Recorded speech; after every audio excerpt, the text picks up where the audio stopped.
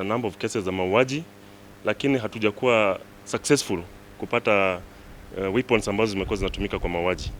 So siku ya jana tuliweza kupata breakthrough kwa sababu juma lililopita tulikuwa na leads kwamba suspect fulani alikuwa mahali kwa hospitali, alikuwa anapata matibabu. Tuliweza kupata hiyo suspect, tukamshika na tukampeleka kotini. Saizi ako remanded Isiolo Police Station.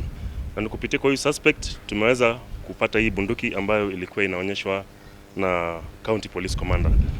Na hii bunduki kulingana na uchunguzi wetu iko related na maafa ambayo yamekuwa yanatokea katika mji wa Isiolo.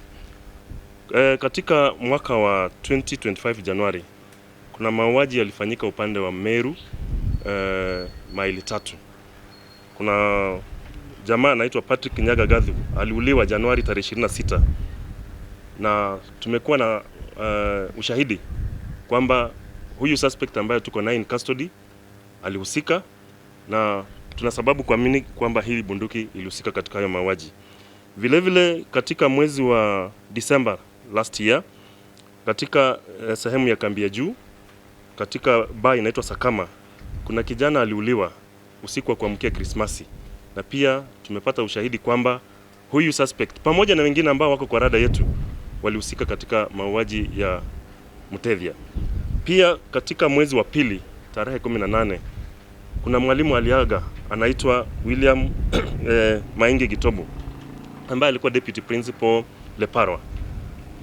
Katika uchunguzi wetu pia tunaona kwamba huyu mhusika pamoja na wengine ambao ni kundi lake ndio walikuwa wameweka ile ambush ambapo marehemu deputy principal William Maingi Gitobu aliaga.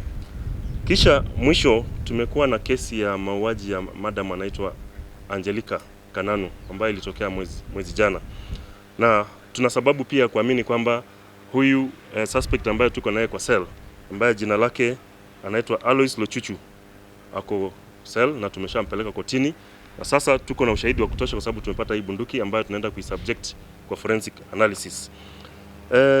Ningependa kuchukua fursa hii kuwashukuru wananchi kwa sababu tumekuwa tukiomba watupatie information, na ni information ambayo imetusaidia kuweza kujua kwamba suspect yako mahali fulani anapata matibabu, na baada ya kupata huyu suspect ndio tumeweza kupata hii bunduki, na tuko na habari kwamba ziko bunduki zingine kule nje pamoja na suspect wengine wako huko nje.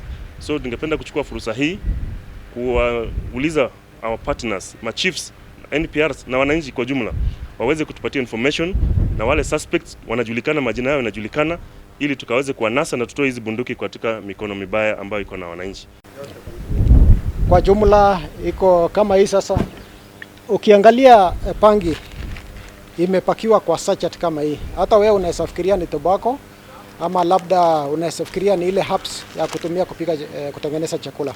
So hizi unakuta iko na gramu 1 na gramu 2. Kwa sasa hizo asikosi maneno ya political interference iko, lakini huwa pia tunawaita viongozi wetu, tunaongea na wao ili waelewe, kwa sababu wakati tunafanya operation tunajua saa zingine wengine wanaingilia kasi yetu na kukemea kasi yetu wakati tunafanya, lakini tunawasihi ya kwamba wa understand ya kwamba sisi tuko hapa kusaidiana ili tuhakikishe maneno ya usalama tumeregesha, na hii mambo ya madawa tumeimaliza, so that vijana wetu wasiwe wameharibiwa na madawa. Kuna mwanafunzi wale wa shule zetu zenye siko hapa within Isiolo, wengi tumewanasa na madawa za kulevya, wengi tunawanasa wakiwa na silaha putu wakiwa kwa barabara. Ukiangalia distance kutoka ile shule yake mpaka mahali tumempata akiwa na silaha akipora wananchi, unakuta ni distance kubwa sana, na tungesi ya kwamba sile mashule walimu, tafadhali muhakikishe kwamba mumeweka nidhamu mzuri kwa watoto wenu, na uhakikishe kwamba watoto wasisinikwa mashule, kwa sababu wakati wanasinikwa mashule ndio wanapata nafasi ya kwenda kununua hizi madawa za kulevya, na labda wanatumia hizo vigezo zao kudhuru wananchi. Tumepatana na wanafunzi kwa mara mingi sana wakiwa wametoka wakitumia hizi madawa especially madawa ile inaitwa kete.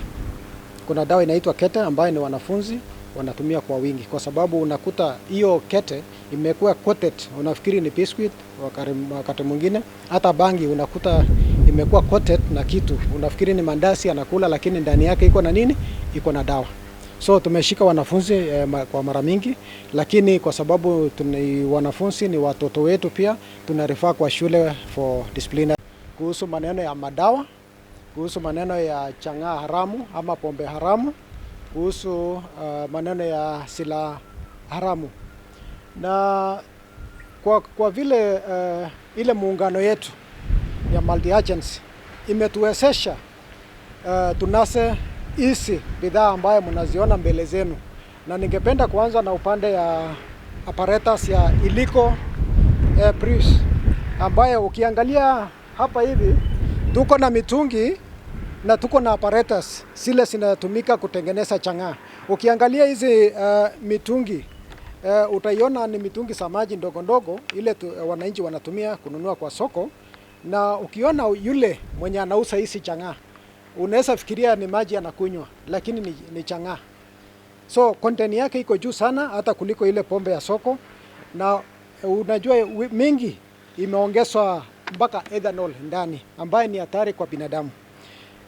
Ningependa pia kusia kwamba kuna maneno ya madawa ambayo tunaweza kunasa, na mbele yetu tuko na bangi bale moja, na tuko na madawa zingine ambaye kwa market asiko, mpaka zile sigara ambayo zinakuwa imported exported, si ya kuhusu hapa nchini kwa sababu haijaruhusiwa bado, tuliweza kunasa katika soko zetu za hapa Isiolo.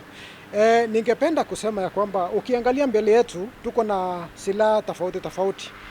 Tuko na kisu.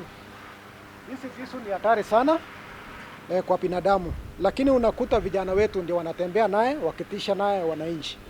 Hizi visu ni hatari kabisa, na unakuta vijana wamehuku kwa mili zao wakitembea nazo, wananyang'anya watu masimu na mavipeti kama wanawake.